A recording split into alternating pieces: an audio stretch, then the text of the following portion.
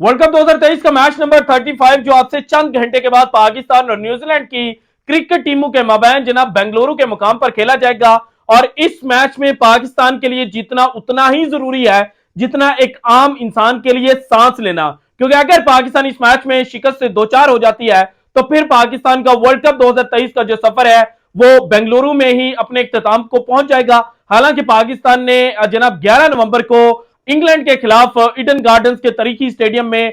इस world cup का अपना आखिरी मैच खेलना है, लेकिन वो मैच जो है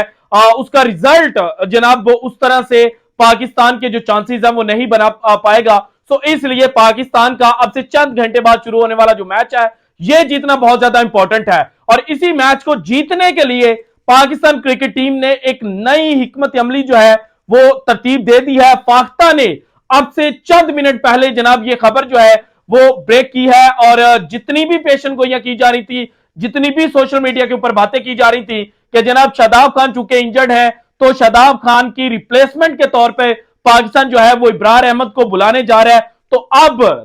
राइट नाउ जो सिचुएशन बनी है वो ये है कि जनाब पाकिस्तान क्रिकेट टीम जो है वो 4 फास्ट बॉलर्स के साथ वर्ल्ड कप 2023 का जो सबसे बड़ा मैच है, जो करो या मरो की सिचुएशन वाला मैच है, उसमें उतरने जा रही है। पाकिस्तान क्रिकेट टीम की जो मैनेजमेंट है उन्होंने यह फैसला क्यों किया है इसकी डिटेल्स भी जनाब हमारे साथ शेयर की गई हैं, वो भी मैं आपके साथ शेयर करूंगा। और पाकिस्तान की जो फाइनल प्लेइंग 11 है वो इस मैच के लिए क्या होगी, सारी डिटेल्स वन बाय वन आपके साथ शेयर करूंगा। इसके अलावा न्यूजीलैंड और पाकिस्तान के माबैन जो वर्ल्ड कप में हेड टू हेड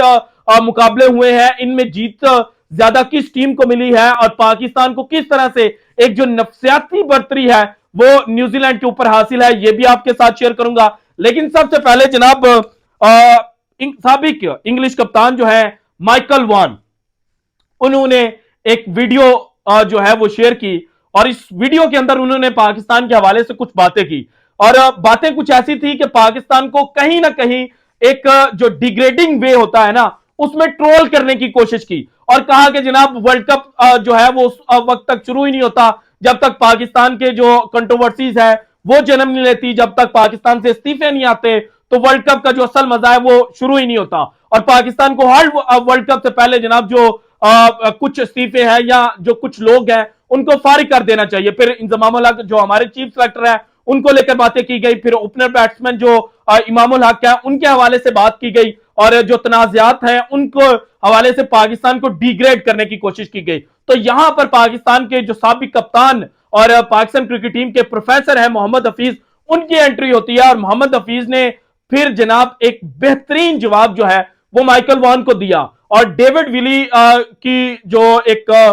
स्टेटमेंट है वो शेयर करते हुए मोहम्मद हफीज ने कहा कि भाईजान पहले आप अपने जो मसले हैं ना उनको सॉर्ट आउट कर लें। अब डेविड विली को चूंकि जो सेंट्रल कॉन्ट्रैक्ट है इंग्लैंड का वो नहीं मिला और डेविड विली ने ये स्टेटमेंट दी है कि उनके लिए जो रिटायरमेंट का डिसीजन लेना है वो बड़ा आसान हो चुका है। तो इस चीज की तरफ उन्होंने इंडिकेशन की थी कि भाईजान आपके तो अपने घर में जो बर्तन है वो टूट रहे हैं, तो आप किस तरह से पाकिस्तान के जो बर्तन है उनके हवाले से बातें कर रही है। तो इस तरह से मोहम्मद हफीज जो है उन्होंने बेहतरीन किस्म का जो जवाब है वो माइकल वॉन के मुंह पर मारा। अब आते हैं जनाब पाकिस्तान और न्यूजीलैंड के माबैन जो हेड टू हेड मुकाबले हुए। अब तक जनाब ओडीआई क्रिकेट के अंदर 115 दफा पाकिस्तान और न्यूजीलैंड जो है वो एक दूसरे के आमने सामने आ चुके हैं। 60 मैचेस जो है वो पाकिस्तान जीत चुका है, 51 मैचेस जो है वो न्यूजीलैंड ने जीते। दैट मींस के जो फर्क है वो इतना ज्यादा नहीं है, 9 मैचेस का सिर्फ फर्क है। लेकिन जब आप इस चीज को जनाब एशिया के अंदर देखते हैं तो एशिया के अंदर 39 मुकाबले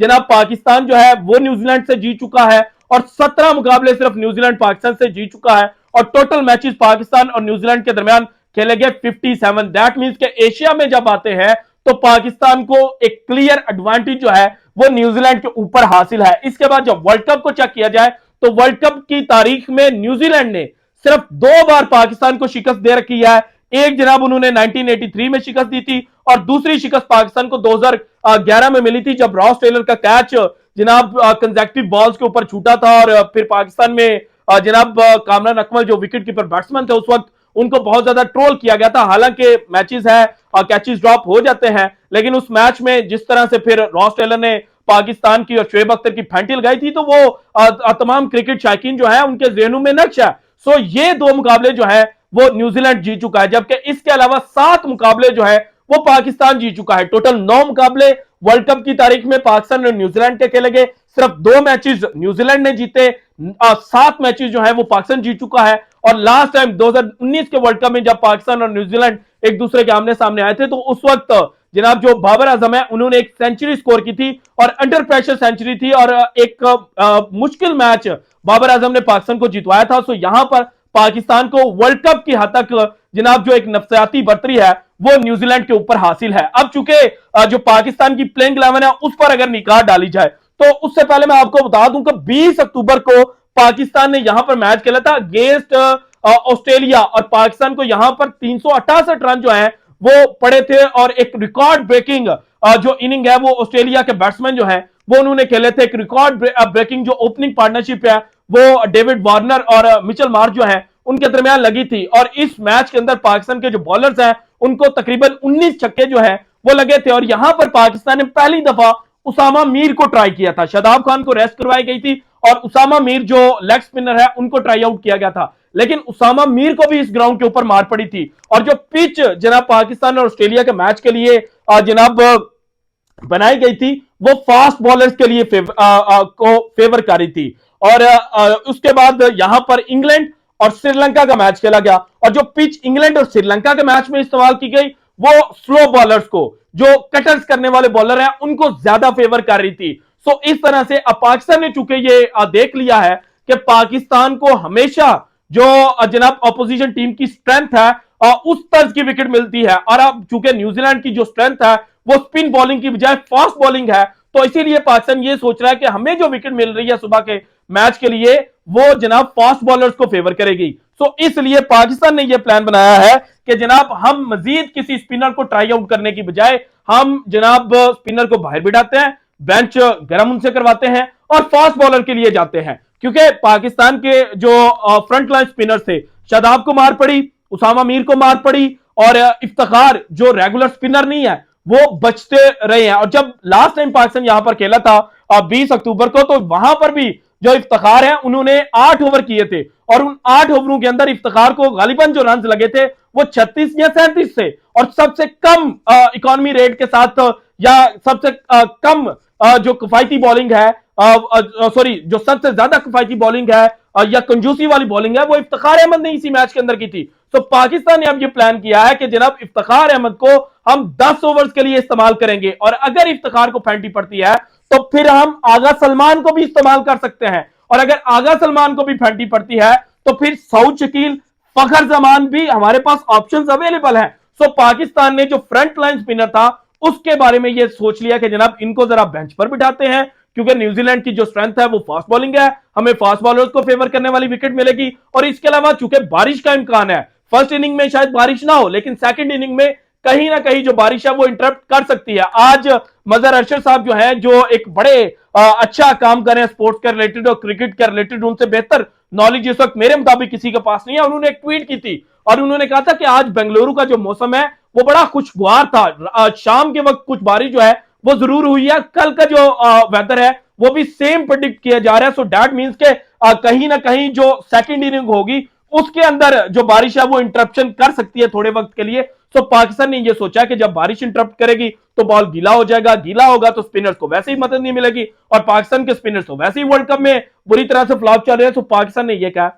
भाईजान उसामा मीर साहब तुसी भी बवो, शादाब खान साहब तुसी तो पहले ही बीमार हो, तो पहला इंजरी है, तुसी भी सुकून नाल बवो, ते हसन अली साहब वापस आ जाओ, क्योंकि हसन अली ने अब तक जो बॉलिंग की है वर्ल्ड कप के अंदर वो इतनी कि बुरी नहीं की हुई, हमारे स्पिनर से ज्यादा बेहतर की हुई है। उसके अलावा वसीम जूनियर ने बड़ी अच्छी बॉलिंग की है, हारिस रऊफ को फेंटी लग रही है, लेकिन हारिस रऊफ जब अपना सेकंड स्पेल करने आते हैं तो वहां पर चीजें कंट्रोल करते हैं। और फिर पाकिस्तान ने यह सोचा कि अगर बारिश होती है, ओवर्स कम होते हैं, तो फिर हारिस रऊफ जो है वो वैसे ही उसको कहा जाता है कि T20 का बॉलर है, 4 ओवरों में तो उसको मार पड़नी नहीं है और उस तरह से पढ़ नहीं सकेगी। तो इसलिए पाकिस्तान ने यह कहा कि हम एट एनी कॉस्ट जो